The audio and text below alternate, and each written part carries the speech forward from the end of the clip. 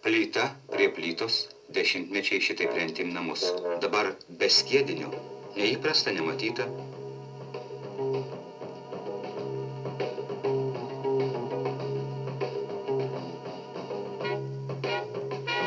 Suveržė, suspaudžia, lyg kokį baldą ir stovi sienos.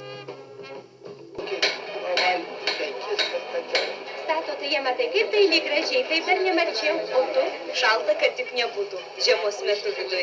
Šitų namų nepalyginsi su mūriniais, daug gražesnis. Matai medis, matai žydras. Kad ilgai stovėtų. Kažin ar karvė ragutės nedurs, man tos sienos nepatinka. Plonos kažkokios kaip akmeninės. Mykalai, ar į tokius rūmus dar gal? Kad skydiniai namai pranašesni už medinius ir už mūrinius, patvirtina užsienio šalių, kuriuose jie buvo statyti patyrimas ir tarybinių mokslininkų darbai. Kaime vyksta industrinė statyba, kaip ir mieste, ir pavojai tie patys, monotoniškumas, standartas.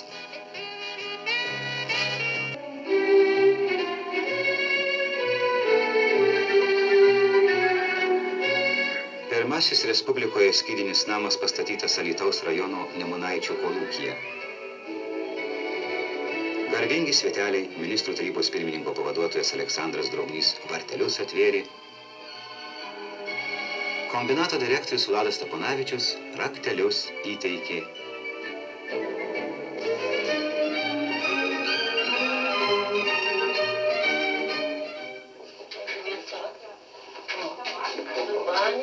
Nors sveikino naujakurius, ne jie pirmieji į trobą įžengė. Iš toli atkako žmonės pasižiūrėti, kokia ta raudonos pastogės jaukuma.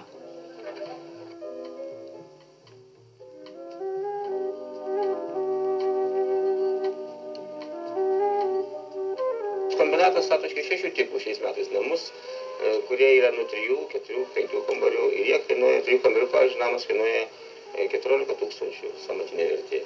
Čia yra ir nebrangu, galima pirkti. Prašom.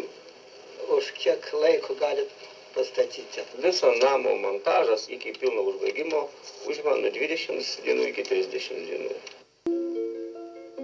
Jau galim paklausti ir naujakurių nuomonės, ar visko patenkinti. Kol kas taip gyventi neblogai. Ir dabar pradėjom kūrenimą, šiltą kambariuose, bet trūkumų šiek tiek yra.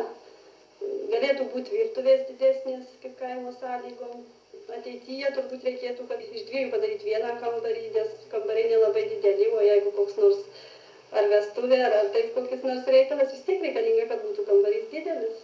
Jeigu kolūkiečiai turi gyvulius, tai reikalinga, kad būtų virtuvė, kad galima būtų ten gyvuliam įsivirti. Pagal projektą tai nėra. Tuos trūkumus kombinatas ištaisys, nes gamybininkai, mokslininkai, architektai ieško būdų, kad žemdirbio buitis dar labiau priartėtų prie miestiečių.